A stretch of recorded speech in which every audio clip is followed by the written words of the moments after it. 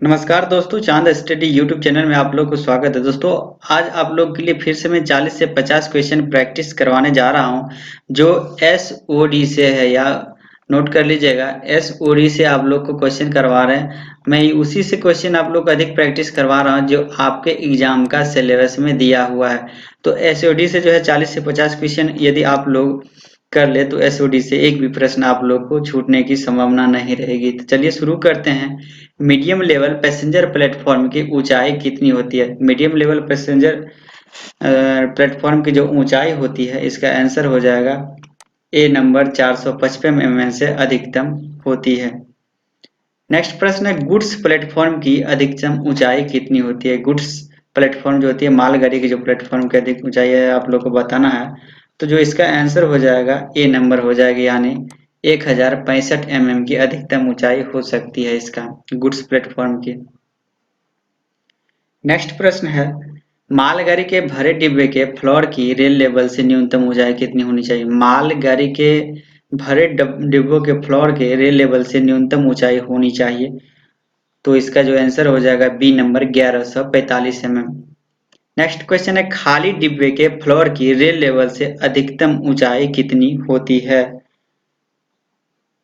तो अधिकतम ऊंचाई 1345 mm होती है। नेक्स्ट क्वेश्चन है कि बैगन या कोच के पहिए की फ्लैंज की अधिकतम मोटाई कितनी होती है? बैगन या कोच के पहिए की फ्लैंज की अधिकतम मोटाई कितनी होती है? तो अधिकतम मोटाई 28.5 mm होती है। नेक्स्ट क्वेश्चन है, 8 पहिए वाले डिब्बों की अधिकतम कुल लंबाई साइड बफर के साथ कितना होना चाहिए? तो देखिए 22,300 mm जो है साइड बफर के साथ होनी चाहिए। नेक्स्ट प्रश्न है, बैगन के पहियों का न्यूनतम व्यास कितना होना चाहिए?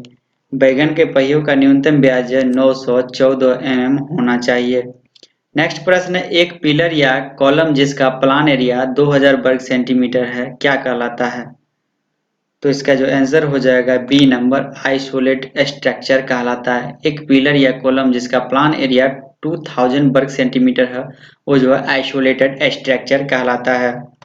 चलिए अगला प्रश्न हम लोग करते हैं कि एक पुल जिस पर एक स्पान 110 मीटर है, वह 10 स्पान 90 मीटर के है, सेफ्टी रिफ्यूज की अधिकतम दूरी कितनी होगी? तो देखिए सेफ्टी का अधिकतम दूरी आप लोग को बताना है। तो इसका आंसर हो जाएगा प्रत्येक पीआर पर होगा। ए नंबर जो है इसका आंसर हो जाएगा, प्रत्येक पीआर पर एक स्पान होगा। चलिए नेक्स्ट क्वेश्चन है कि 25 केवी एक विद्युतीकृत खंड में फुट ओवर पुल की न्यूनतम ऊंचाई कितनी निर्धारित की गई है? तो देखिए 6250 जो है न्यूनतम न्यूनतम ऊंचाई जो है निर्धारित की गई है। देखिए रेलवे के माप जो है अधिकतम एमएम में ही लिया जाता है, चाहे कितना भी लंबा क्यों ना रहे। नेक्स्ट प्रश्न है, टनल में रेल लेवल से 305 mm ऊपर तक ट्रैक सेंटर से क्षैतिज दूरी कम से कम कितनी होनी चाहिए? तो इसका आंसर हो जाएगा ए नंबर 1905 mm होनी चाहिए। अगला प्रश्न है, इलेक्ट्रीफाइड यानी विद्युतीकृत खंड में आरओबी की न्यूनतम ऊंचाई कितनी होनी चाहिए? तो आरओबी की देखिए न्यूनतम ऊंचाई आप लोग को बताना है। इसका जो हो जाएगा 5870 mm होना चाहिए। आरओबी मतलब हो जाएगा जो रेल ओवर ब्रिज होता है उसे हम लोग आरओबी बोलते हैं, और अंडर ब्रिज को आरयूबी बोलते हैं। नेक्स्ट क्वेश्चन है, टनल जिसे सुरंग बोलते हैं, सेमी थ्रो व थ्रो गडर पुल में दो लाइनों के मध्य से मध्य की न्यूनतम दूरी जो है नए ट्रैक में कितनी होनी चाहिए? जो नया ट्रैक होता है उसमें आपको बताना है थ्रो और थ्रो गडर पुल में दो लाइनों के मध्य की न्यूनतम दूरी कितना होना चाहिए?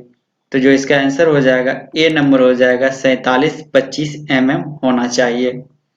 नेक्स्ट प्रश्न है, ब्रॉड गेज नए ट्रैक में सिधाई में गेज सीमा कितना होता है?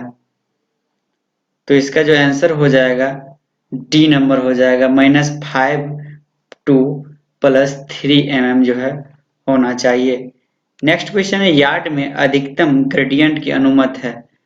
यार्ड में जो अधिकतम ग्रेडियंट कितना दिया जा सकता है? तो इसका जो आंसर हो जाएगा 1:400 जो है दिया जा सकता है ग्रेडियंट।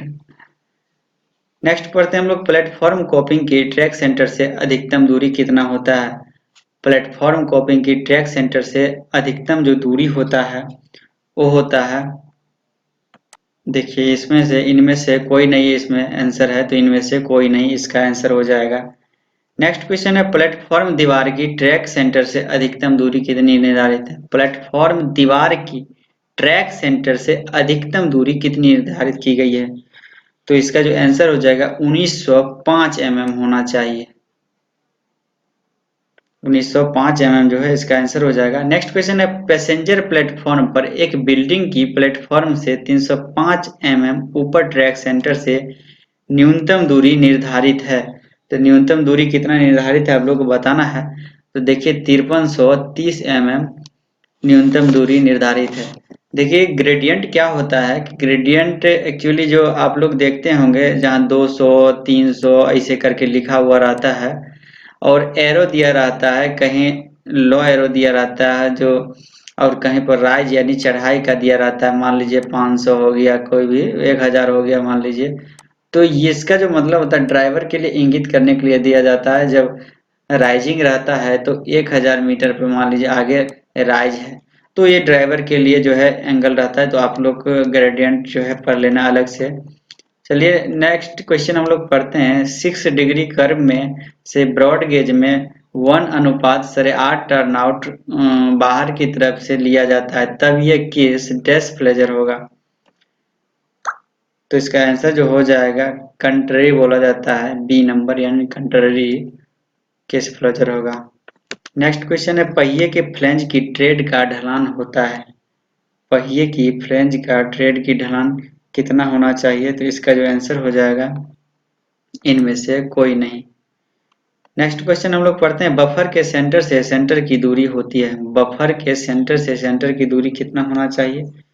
तो इसका जो आंसर हो जाएगा 1956 mm होना चाहिए। बफर के सेंटर से सेंटर की दूरी 1956 mm होती है।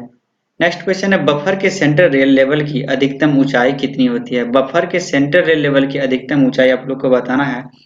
तो इसका जो आंसर हो जाएगा 1105 mm जो हो अधिकतम ऊंचाई होती है। नेक्स्ट क्वेश्चन है कि पास के कोई भी दो एक्सल के बीच की अधिकतम दूरी ब्रॉड गेज में कितनी होती है? पास के कोई भी दो एक्सल के जो बीच की होती है, तो इसका आंसर हो जाएगा इनमें से कोई नहीं। दोस्तों यदि आप लोग जो है ऑनलाइन सेट मारना चाहते हैं प्रैक्टिस सेट, तो जो है 12 तारीख को जो है शाम 8 बजे से वो सेट जो है मार सकते हैं आप लोग, जिसमें कोई भी पासवर्ड नहीं लगा रहेगा। 8 बजे से निश्चित तौर से आप लोग जो है सॉरी 8 बजे बोलना है, 6 बजे से जो है वो आप लोग मार सकते हैं। तो ये 50 क्वेश्चन का जो है प्रैक्टिस सेट रहेगा जो बिल्कुल फ्री में है। तो नीचे में मैं डिस्क्रिप्शन में लिंक भी उसका डाल दिया हूँ, तो उस लिंक के माध्यम से आप जो है ऑनलाइन प्रैक्टिस कर सकते हैं। नेक्स्ट क्वेश्चन है कि बोगी वाहन में बोगी के मध्य से मध्य की अधिकतम दूरी निर्धारित है। बोगी वाहन में बोगी के मध्य की अधिकतम दूरी कितना होना चाहिए? तो देखिए इसका आंसर हो जाएगा 15,241 mm।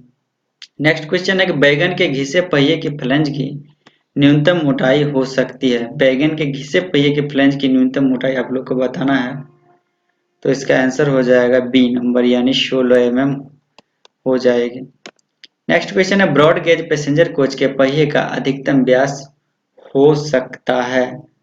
तो अधिकतम जो हो सकता है इसका जो आंसर हो जाएगा सी नंबर यानी 1092 mm हो सकता है।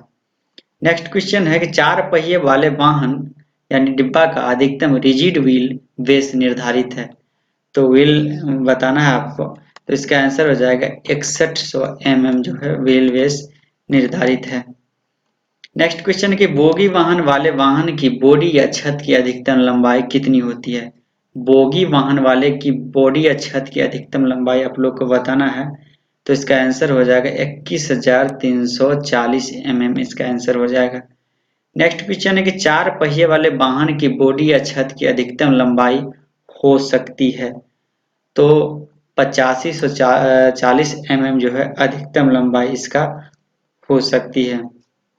नेक्स्ट क्वेश्चन है कि टनल सुरंग या पुल के नीचे एसी लाइव कंडक्टर की रेल लेवल से न्यूनतम ऊंचाई कितनी होती है? तो न्यूनतम ऊंचाई 4800 mm होती है। नेक्स्ट क्वेश्चन है समपार फाटक यानी लेवल क्रॉसिंग पर एसी लाइव कंडक्टर वायर की रेल लेवल से न्यूनतम ऊंचाई कितनी होती है? तो रेल लेवल से जो न्यूनतम ऊंचाई होती है, इसका आंसर हो जाएगा 5500 mm। नेगेटिव कैट निकालने के लिए का टर्न आउट पर गति 30 किलोमीटर प्रति घंटा ही ली जाती है, हाँ या नहीं, या कुछ निश्चित नहीं है? देखिए, इसका कोई भी निश्चित नहीं है, इसका सी नंबर आंसर हो जाएगा। अगला प्रश्न है कि ब्रॉड गेज लॉक बार की न्यूनतम लंबाई निर्धारित है कितनी? तो इसका जो न्यूनतम लंबाई है 12,800 mm जो है निर्धारित है। नेक्स्ट हम लोग 36 नंबर क्वेश्चन पढ़ते हैं। समान डायमंड क्रॉसिंग सामान्यतः डैश से फ्लैटर नहीं होनी चाहिए। तो इसका जो आंसर हो जाएगा डी नंबर 1/8 का जो है फ्लैटर नहीं होना चाहिए सामान्य डायमंड क्रॉसिंग पर। देखिए, ब्रॉड गेज में टंग रेल की न्यूनतम लंबाई हो सकती है। ब्रॉड गेज में टंग रेल की न्यूनतम लंबाई कितनी हो सकती है आपको बताना है। तो इसका आंसर जो हो जाएगा बी नंबर यानी 3660 mm हो सकती है। टंग रेल की न्यूनतम लंबाई 3660 mm हो सकती है। नेक्स्ट क्वेश्चन है कि 1/500 या इससे फ्लैटर रूलिंग ग्रेडियंट वाले सेक्शन में एक साइडिंग की न्यूनतम जो है उपलब्ध लंबाई कितनी होनी चाहिए? तो इसका जो आंसर हो जाएगा 770 mm जो है होना चाहिए। ब्रॉड गेज में संशोधित आयाम अनुसूची किस वर्ष की है? ब्रॉड गेज में जो है संशोधित आयाम अनुसूची किस वर्ष की है? तो इसका आंसर हो जाएगा ए नंबर 2004 की। नेक्स्ट प्रश्न है कि विपरीत फ्लेजर में टर्न आउट गोलाई के लिए संतुलित केंट की मान ब्रॉड गेज में निम्न फार्मूले से ज्ञात किया जाता है। देखिए, आपको एग्जाम में एक फार्मूला जो है निश्चित तौर से पूछा जाएगा, तो आप लोग फार्मूला भी जरूर याद कर लीजिएगा। तो इसका जो आंसर हो जाएगा ए नंबर हो जाएगा GV²/127R हो जाएगा। तो निश्चित तौर से आप लोग एक जो है फार्मूला अवश्य याद करें ताकि आप एग्जाम में मार सके। देखिए, ब्रॉड गेज में PSC स्लीपर पर स्टैंडर्ड प्ले का मान कितना होता है? तो स्टैंडर्ड प्ले का जो है मान होता है ए नंबर 16 mm होता है। दोस्तों, एक बात आप लोग को याद रखना है कि आपको एग्जाम में जो है 110 क्वेश्चन पूछा जाएगा, जिसमें आप लोग को 100 क्वेश्चन का जवाब देना है। तो सिलेबस के अनुसार ही मैं आप लोग को प्रैक्टिस करवा रहा हूँ अधिक से अधिक। और आप लोग नीचे में जो लिंक दिया गया है उस लिंक से आप लोग ऑनलाइन प्रैक्टिस यानी 12 तारीख को जो है शाम 6 बजे जो है अटेम्प्ट कर सकते हैं और अपना रिजल्ट देख सकते हैं कि आप कितना सही किए हैं या गलत किए हैं। तो आशा करता हूँ कि वीडियो आप लोग का अच्छा लगा होगा। अच्छा लगा तो इसे लाइक सब्सक्राइब कीजिएगा, और जो दोस्त आपका तैयारी कर रहा हो जेईई का LDC का, उसे वीडियो जरूर शेयर कर दीजिएगा। धन्यवाद।